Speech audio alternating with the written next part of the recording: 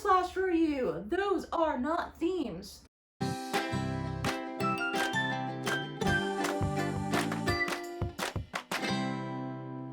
Hello everyone, welcome back to my channel. My name is Riley K. Jones. I'm a writer, teacher, and author tuber.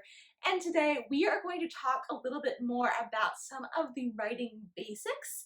But this is a video for anyone out there who is a writer or a reader, because we are going to talk today about what makes a theme a theme. I talk about this with my students quite a bit when we are diving into literary analysis of what is a theme versus a topic. So some of you might be thinking, oh, I know what themes are. Themes are love, or coming of age, or family, or the importance of friendship. And I'll have some newsflash for you. Those are not themes. Those are genres or topics. They are not themes. Themes are more deeply rooted. Themes are the underlying message that a story is trying to provide. So most cases, these come in a sentence, a complete idea, and a complete thought. Like, for example, in Romeo and Juliet, Shakespeare conveys to his audience that love can be blind. And we see that blinding love between Romeo and Juliet, just literally fatally loving each other and all their flaws, and just being like insta love, and then end up killing themselves because of that.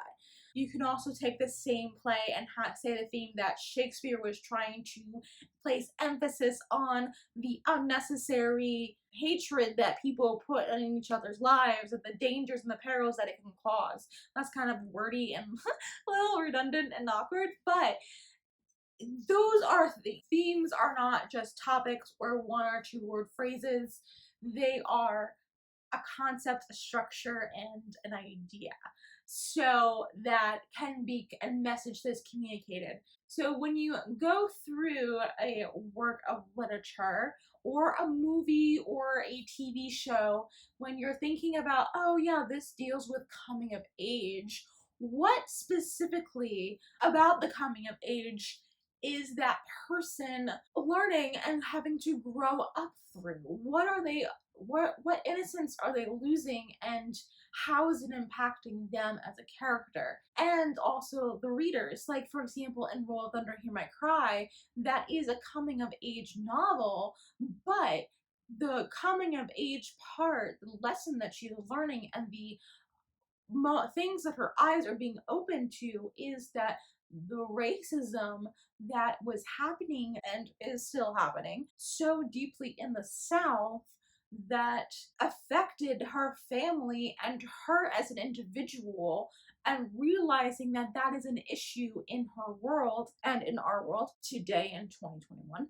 But like, that's the theme of how the discrimination that people of African American heritage and other minorities face, that prevalence in society. For those of you who are writing, a lot of people who follow me are writers, but I don't know. I mean, leave me a note in the comment below. Are you a reader, or are you a writer? And I know that, like, writers, you're also readers, and maybe readers, you dabble in writing, but let me know in the comments below. Are you a reader or a writer? Like, which one would you classify yourself as? Because I would love to know.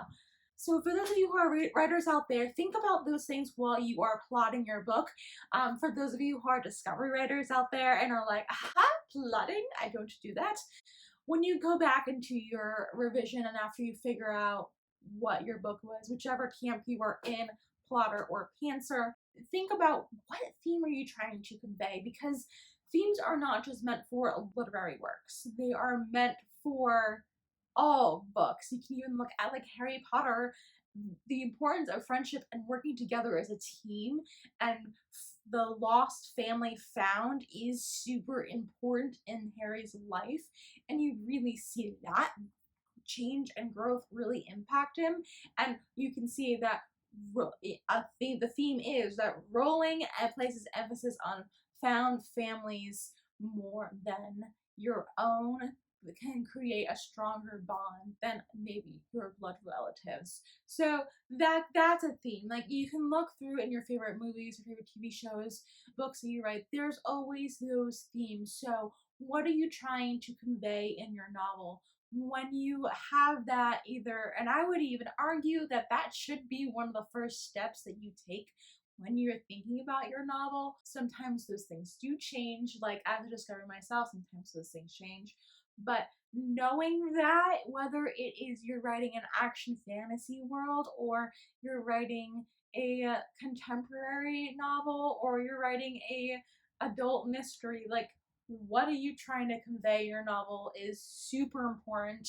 There's a reason why Shakespeare connects to so many different individuals.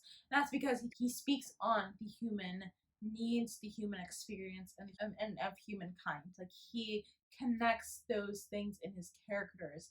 And that is what you need to do as well. There are plenty of resources that you can check out on creating characters, like John Truby's Anatomy of the Story or Lisa Cron's Wire for Story. They both talk about that character development so well, but the theme is going to be demonstrated through your characters. So know who your characters are and know what theme you want to portray in those characters, that lesson that they're going to learn. And for those of you out there who might be thinking, oh, buzzword lesson, this is not like preaching it.